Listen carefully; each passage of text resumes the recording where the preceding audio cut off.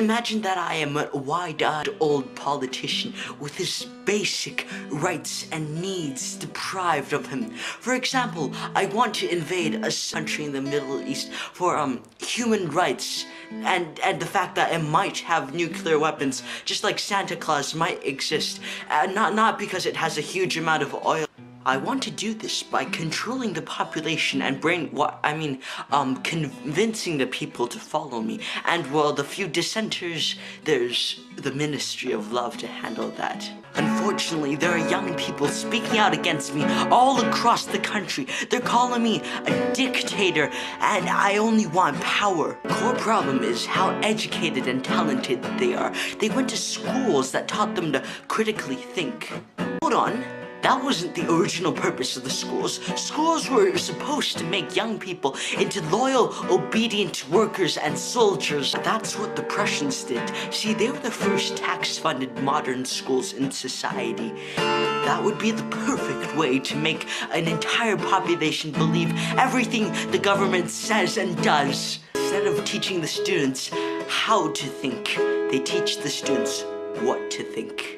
The Prussian system was mirrored by many countries in the Western world, including the US. That is why you have to sit in a class filled with kids at your own age, not your skill level. That is why you're forced to learn things that you have no interest in nor need at all in life. That is why it appears in society that you need to follow the same customary amount of rules, as in go to university, get a job, and have a successful life. This is why there is a widespread call for educational reform, including the person this video is dedicated to, Sully Breezy.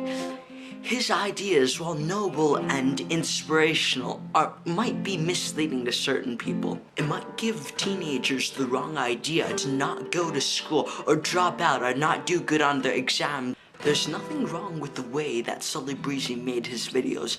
It's only the way that people might interpret them. There is, however, something very wrong with the modern educational system. It is very outdated and it can destroy individualism. Everyone is taught the exact same things. This is to model the ideal smart person. However, not everyone is the same type of smart. Not everyone is a mathematical genius or a genius at writing. Everyone is a genius in their own ways, and that's what the public school system struggles to understand. But the modern school system teaches us that these geniuses are not smart and cannot accomplish anything in life just because they cannot assimilate to our standards of what is smart.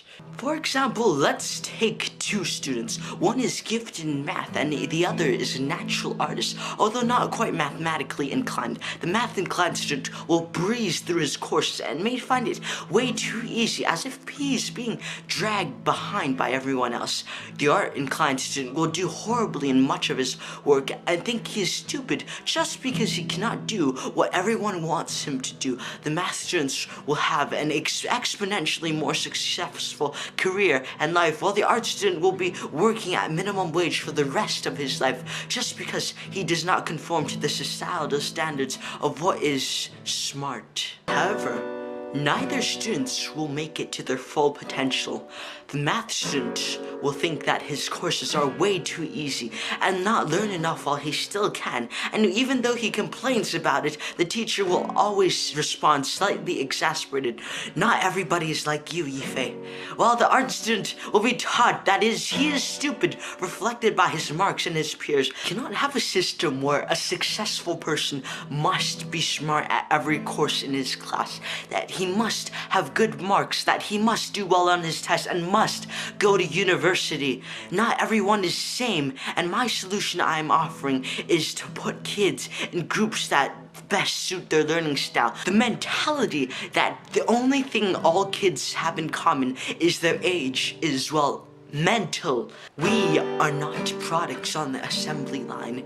We will not tolerate your 200-year-old faulty education system that barely benefits anyone. We will not tolerate your standardized test promotes only one type of thinking that destroys our creativity. Wow, my videos did have the adolescent angst that I didn't want. Anyways, my point is, don't try to not do a test after hearing these videos. That would be a terrible idea, like an ant standing up to a giant. But of course, we do need reform, and we want it quickly.